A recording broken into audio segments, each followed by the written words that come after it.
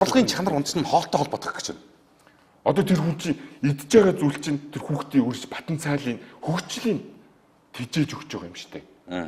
Одоо та юу тарина уу тэрийг хурааж авна гэдэгтэй адилхан та ингээд хөрсөнд ингээд жижигхэн үр хийчлээ. Тэрийг байнга услаад, байнга бордоол, байнга тэрэндээ ингээд анхаарал хандаад явах юм бол тэр чинь өөрөө ингээд ургаад өсөд өндөд явна. 2016 онд одоо цэцэрлэгийн хоолнд бол 2475 төгрөг гэсэн хоолнд. Тэр хүүхчийн яаж яах юм бол өглөөний цайгаа өдрийн хоол байдна. Тархаас өмнө бас цайван шүү дээ. Тэгээ явна. За өдний цай гэж хөтөлбөр байгаа тийм ээ сургууль дээр 1-5 дугаар анги хөтөлбөр хэрэгжиж байна. Тэр нь болохоор 1500 төгрөг. 1500 төгрөгөөр бол ингээд нэг аяг үзмжийн шүүс тэгээ нэг шөлтөө олж юм уу нэг гомтой эсвэл нэг будаатай ураг орж ирнэ. Тэгэл болоо. Тэгээд та бодоод үзэлтэй. Тийм хоол идж байгаа яг өсөж явж байгаа бүх юм ингээд таньж мэдхгээ явж байгаа бүх зүйл ингээд сонирхолтой санагдаж байгаа гэж тэр хүүхдүүдэд одоо тийм 1500 төгрөгийн хоол өгөөд тэр хүүхдүүдэд 2475 төгрөгийг 3 хуваагаад хоол өгч байгаа тийм тэр чинь амин дэм нь ямар байх вэ? Илчлэг нь ямар байх вэ? Нөгөө хүүхдүүд чи тийм хоол игээд яаж өсөж боочих уу гэдэг асуудал чи өөрөө яригдаад байгаа байхгүй. Одоо би 8 жил энийг үгэлж явж байгаа байхгүй. 8 жил энэ мөнгөө нэмээч энэ юу ч гээд яваал яасан. Тэгснэ корона гарцсан. Тэгээд энэ сэдв маа сургуулийн эцэгчүүдээс 1000 төгрөг нэмий авдаг болъё гэдэг. Тэргээр ч гэсэн тэгээ шийдэгдэх юм. Шийдэгдэхгүй. Одоо тэр эцэгчүүдээс 1000 төгрөг аваад яах юм? 3 ширхэг мах байсан бол 4 ширхэг мах. Амраа одоо нөгөө өөрөө чи яриад байгаа. Тэр илчлэгтэй. Сүү цагаан эдэтэй. Одоо амин дэм эрдэс минералууд нь хангалттай ийм төвшний хоолыг хүүхдэд өгье гэхэд тийм хүнсний бүтээгдэхүүнээр нь дэмжихэд одоо доотлол нь хэд байж цэцэрлэгийнх болох гэдэг юм. Сургуулийн үдийн цай хэд байж болох гэдэг. Хамгийн багтаа 6000. Хамгийн багтаа. Тий. Энэ чинь бол би одоо зүгээр ингээд өөрөө ингээд яриад байгаа юм шиг. Энэ чинь судалсан ба тий.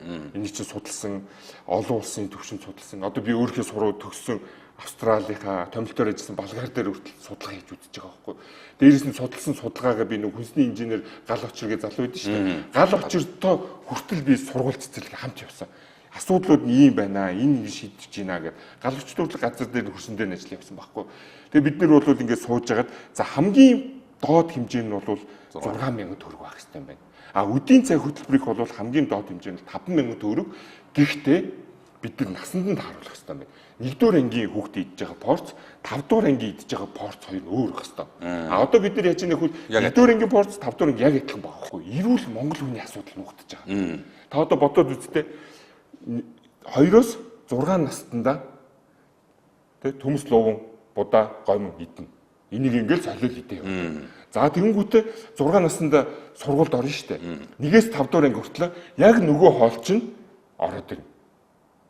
Яг нөгөө олчинд орж яг адилхан нөгөө 2475 төгрөгтөл тэрийгэл авна шүү дээ өөр юм авч чадахгүй. Нөгөө үзмний шүүс мантуу. Тий, тэгэл орж ийн. За тэгээд 6 дугаар ангидаа оронгууд чинь нөгөө үдийн цай хөтөлбөр чинь байхгүй болчихно.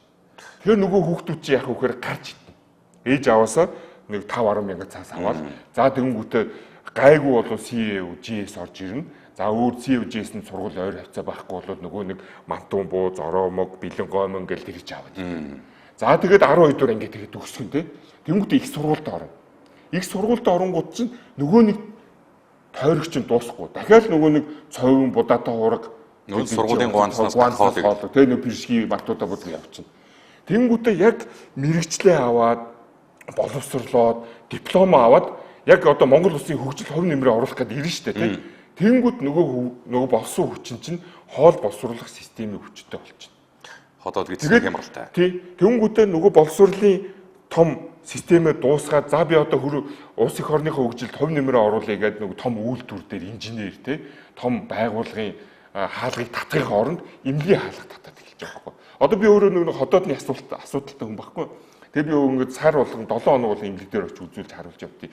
Тэгээ би эмнэлэг дээр очиж эмчтэй үзүүлэх гээд ингээд зогсоод очир хүлээгээд суугаар надаас залуу. Дандаа залуучууд 18, 19, 20 залуучууд яг надтай адилхан ингээд энэ хоол боловсруулах хэрэгтэн системийн өмчлөлч ерөөсөө тэр чирээ залуучцсан.